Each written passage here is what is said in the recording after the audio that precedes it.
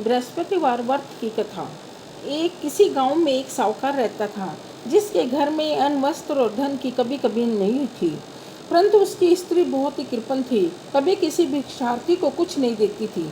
सारा दिन घर के कामकाज में लगी रहती थी। एक समय एक साधु महात्मा बृहस्पतिवार के दिन उनके द्वार पर आए और भिक्षा की याचना की। स्त्री उस समय घर के आंगन को लीप रही थी। इस कारण साधु महाराज से कहने लगी, महाराज, इस समय तो मैं घर को लीप रही हूँ, मेरे पास अवकाश नहीं है। आपको मैं इस समय कुछ नहीं दे सकती, फिर किसी अवकाश के समय आना। साधु महात्मा खाली हाथ चले गए। कुछ समय बाद इस पश्चात फिर महात्मा जी आए। उसी तरह से भिक्षा मांगी। साहूकारनी उस समय लड़के को खिला रही थी। कहने लगी, महाराज, मैं क्या करूं, अवकाश नहीं है, इसलिए आपको भिक्षा नहीं दे सकती। तीसरी बार महात्मा आए तो उसने उसी तरह उनको टालना चाहा, परंतु महात्मा कहने लगे, यदि तुमको बिल्कुल ही अवकाश हो जाए तो तुम भिक्षा दोगी। साहूकारनी कहने लगी, हाँ महाराज, यदि ऐसा हो जाए तो मैं आपको बड़ी कृपा होगी। साधु महात्मा जी कहने लगे, अच्छा, मैं एक उपाय बताता हूँ। तुम बृहस्पतिवार को दिन चढ़ने पर उठो, सारे घर में झाड़ू लगाकर कूड़ा एक कोने में जमा करके रख दो। घर में चौका इत्यादि मत लगाओ। फिर स्नान आदि करके घर वालों से कह दो उस दिन सब हजामत अवश्य बनवाएं। रसोई बनाकर चूल्हे के पीछे रखा करो, सामने कभी न रखो। सायंकाल को अंधेरा होने के बाद दीपक जलाया करो। बृहस्पतिवार को पीले वस्त्र मत धारण किया करो, न ही पीले रंग की कोई चीज़ खाया करो। यदि ऐसा करोगे तो तुम्हारे घर का कोई भी काम तुम्हें करना नहीं पड़ेगा। साहूकारनी ने ऐसा ही किया। कुछ समय पश्चात उसके घर में खाने को दाना न रहा। थोड़े ही दिनों में वही महात्मा फिर आए और भिक्षा मांगी। सेठानी ने कहा, महाराज, मेरे घर में खाने को अन्न नहीं है, आपको क्या दे सकती हूँ। तब महात्मा ने कहा, जब तुम्हारे घर में सब कुछ था, जब भी तुम कुछ नहीं देती थी, तुम्हें पूरा पूरा अवकाश था, और तब भी तुम कुछ नहीं दे रही हो। अब तो तुम बिल्कुल अब ठीक रहती हो, फिर भी नहीं देती हो। तब सेठानी हाथ जोड़कर बोली, महाराज, अब कोई ऐसा उपाय बताओ, मेरी पहले जैसा धन धान्य हो जाए।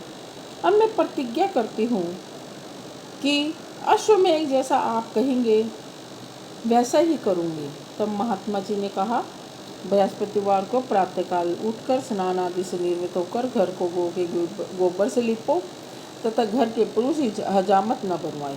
भूखों को अंजल देती रहा करो। ठीक सायंकाल दीपक जलाओ।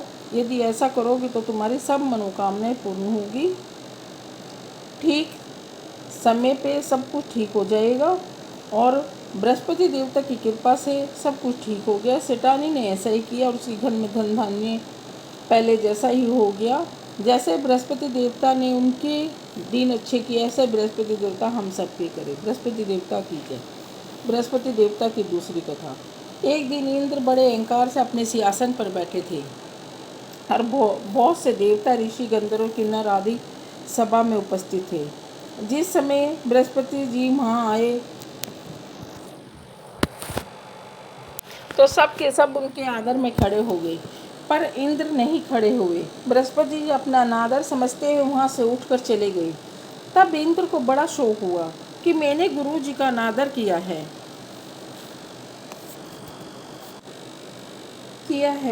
बृहस्पति जी बहुत नाराज हो गए। तब मुझसे बड़ी भारी भूल हो गई। गुरु जी के आशीर्वाद से ही मुझको ये वैभव मिला है। उनके क्रोध से ये सब कुछ नष्ट हो जाएगा, इसलिए उनके पास जाकर मुझे क्षमा मांगनी चाहिए। ऐसा विचार कर इंद्र उनके स्थान पर गए। जब बृहस्पति जी ने अपने योग बल से जान लिया कि इंद्र क्षमा मांगने के लिए उनके यहाँ पर आ रहे हैं, तो वे क्रोधवश भेंट न करना उचित न समझकर अंतर्ध्यान हो गए। तो जब इंद्र ने बृहस्पति देवता को देखा तो निराश होकर लौट आए। जब दैत्यों के राजा विश्वकर्मा को ये समाचार विदित हुआ तो उसने अपने गुरु शुक्राचार्य की आज्ञा से इंद्रपुरी को चारों तरफ से घेर लिया। गुरु की कृपा न होने के कारण देवता हारने व मार खाने लगे। तब उन्होंने ब्रह्मा जी को विनयपूर्वक सब वृत्तांत सुनाया तो ब्रह्मा जी ने कहा कि दैत्यों से किसी प्रकार हमें बचाइए। तब ब्रह्मा जी कहने लगे, तुमने बहुत भारी अपराध किया है, जो गुरुदेव को क्रोधित कर दिया। अब तुम्हारा कल्याण इसी में है कि तुम तवष्टा ब्राह्मण का पुत्र विश्वरूपा का बड़ा तपस्वी और ज्ञानी है, उसे अपना पुरोहित बनाओ तथा तुम्हारा कल्याण हो सकता है। ये वचन सुनते ही इंद्र त्वष्टा के पास गए और बड़े विनीत भाव से त्वष्टा से कहने लगे कि आप हमारे पुरोहित बनिए, जिससे हमारा कल्याण हो। तब त्वष्टा ने उत्तर दिया, पुरोहित बनने से तपोबल घट जाता है, परंतु तुम बहुत विनती कर रहे हो, इसलिए मेरा पुत्र विश्वरूप पुरोहित बनकर तुम्हारी रक्षा करेगा। विश्वरूपा ने पिता की आज्ञा से पुरोहित बनकर ऐसा ही यत्न किया कि हरि इच्छा से इंद्र विश्वरूपा को युद्ध में जीतकर अपने इंद्रासन पर स्थित हुआ। विश्वरूपा के 3 मुख थे। एक मुख से वे सोमवती लता का रस पीते थे, दूसरे मुख से वे मदिरा पीते थे और तीसरे मुख से अन्न आदि भोजन करते थे। इंद्र ने कुछ दिनों उपरांत कहा कि मैं आपकी कृपा से यज्ञ करना चाहता हूँ।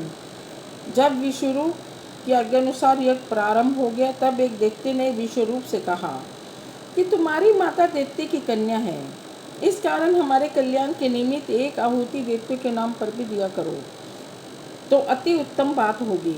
विश्वरूप उस दैत्य का कहा मानकर आहुति देते समय दैत्य का नाम धीरे धीरे से लेने लगा। इसी कारण यज्ञ करने से देवताओं का तेज नहीं बढ़ा।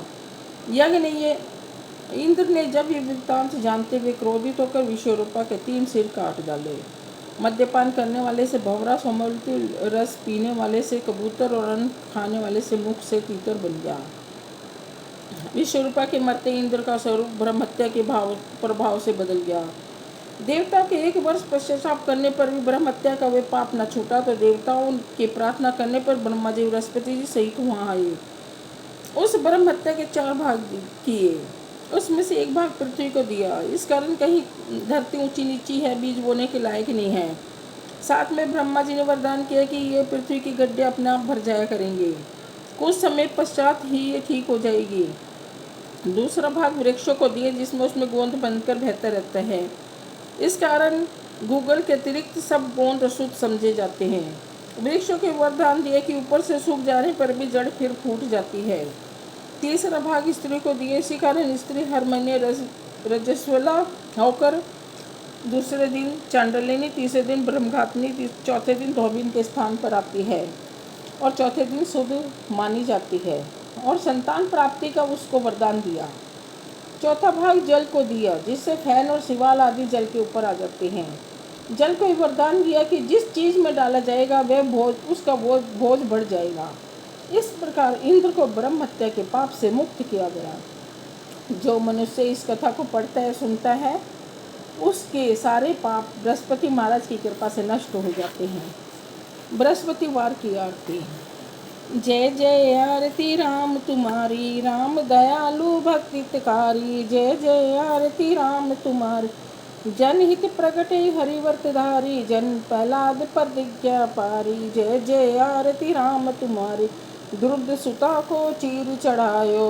गज के काज बढ़ायो, गज के काज पया दे धायो। 10 सिर छेदी 20 भुज तोरे, 33 को देव बंदी छोरे। जय जय आरती राम तुम्हारी, छत्र लिए सर लक्ष्मण भ्राता। आरती करत कौशल्या माता, सुख सरद नारद मुनि ध्यावे। भरत शत्रुघ्न चरण चवर डुरावे, राम के चरण गहे महावीर। गुरु प्रहलाद बाली सुरवीरा। जय जय आरती राम तुम्हारी, लंका जीती अवध हरि आए वीर।